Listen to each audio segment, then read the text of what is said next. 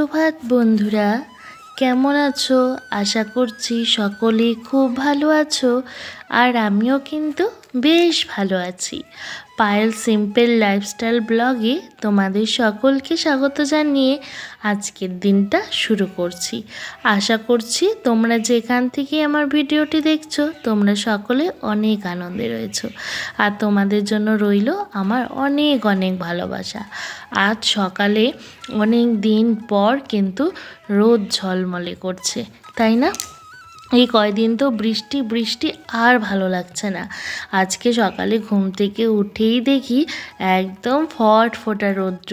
ইস, মনটা না ভালো হয়ে গেল। আর উঠে দেখি মা সকাল সকাল উঠোন ঝাড় দিয়ে দিয়েছে।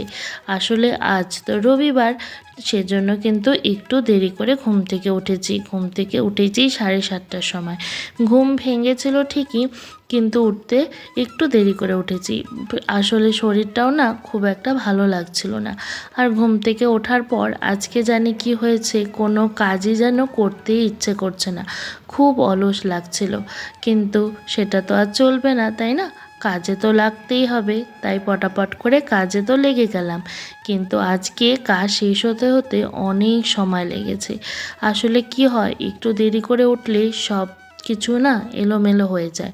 তো সকাল সকাল উঠলে অনেকটাই কাজ এগিয়ে যায়। বুঝতেই পারছো, সকাল 7:30 উঠেছি মানে 1-1.5 ঘন্টা লেট। 1-1.5 ঘন্টার মধ্যে কতটা এগিয়ে যায় বলো তো। তো আজকে না কোনো আর দিশা পাচ্ছি না। তবে যেহেতু রবিবার, অসুবিধা নেই, মানে ছুটির দিন, যেমন নেই যে পড়তে বসাতে হবে বা কিছু। আর আমি প্রতি রবিবারেই কিন্তু মেয়েকে ছুটি দিই। সপ্তাহে একটা দিন না ছুটি দিতেই হয়। তবে আজ সকালে বসাইনি ঠিকই, কিন্তু বিকালবেলা 1 ঘন্টা বসিয়েছিলাম।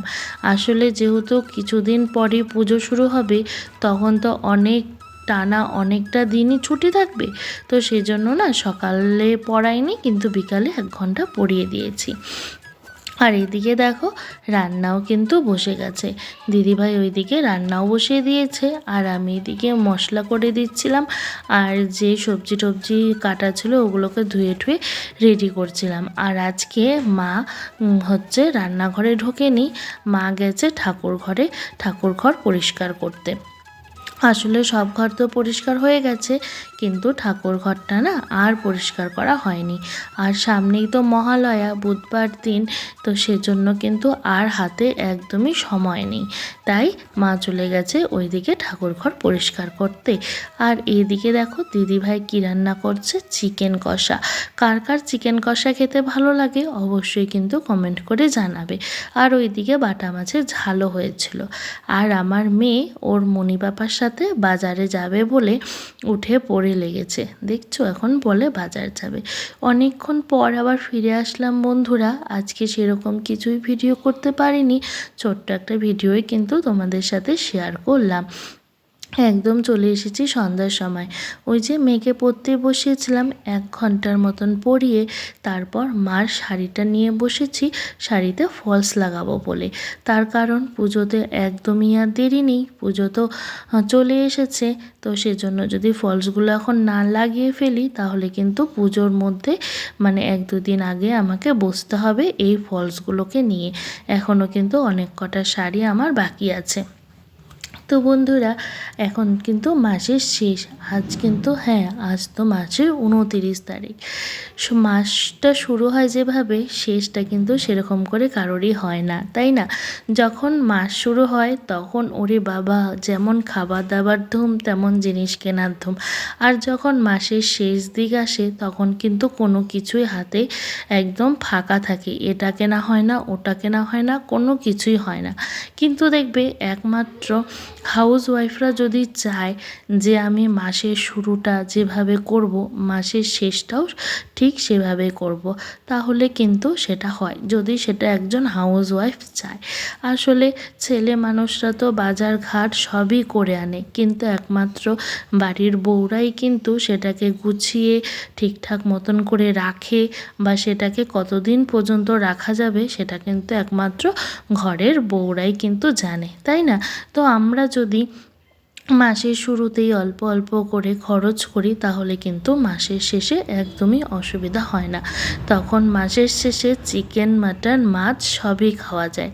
আর যদি মাসের শুরুতে আমরা খামখেয়ালি করি তাহলে কিন্তু মাসের শেষে ওই ডাল, আলু ভাজা ছাড়া কিছুই হবে না, তাই না?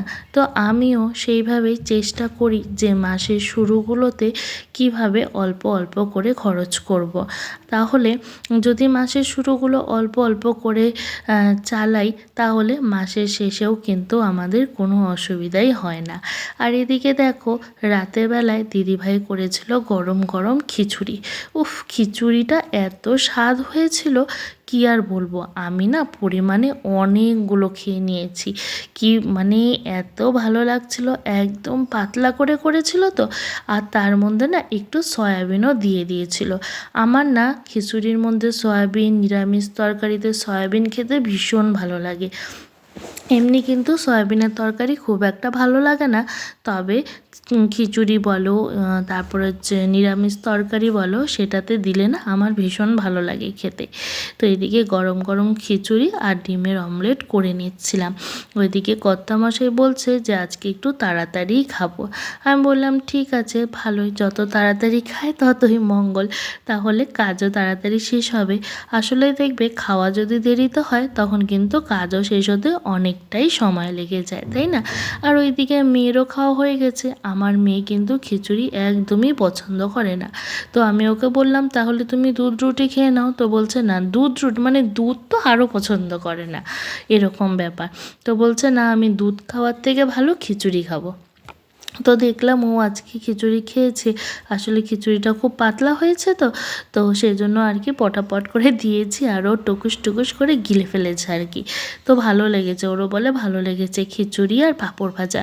তো এইদিকে তো আমি ডিম আমলেট করেছি, আর দিদিভাই কিন্তু আগেই পাঁপড় ভেজে রেখেছিল। তো গরম গরম খিচুড়ি, ডিমের অমলেট আর পাঁপড় ভাজা। তো আজকের কিন্তু রাতের মেনু এটাই ছিল। তারপর এদিকে খাওয়া দাওয়া করে যেটুকু কাজ ছিল সেটুকু করে ফ্রেশ হয়ে কিন্তু দিয়েছি একটা টানা ঘুম, কারণ পরের দিন সকালে আর দেরি করে ওঠা চলবে না, তাড়াতাড়ি উঠতে হবে। তাহলে চলো বন্ধুরা, আজকের ভিডিও এখানেই শেষ করছি। দেখা হবে আবার নতুন একটা সকালে। তোমরা সকলে ভালো থেকো। নমস্কার।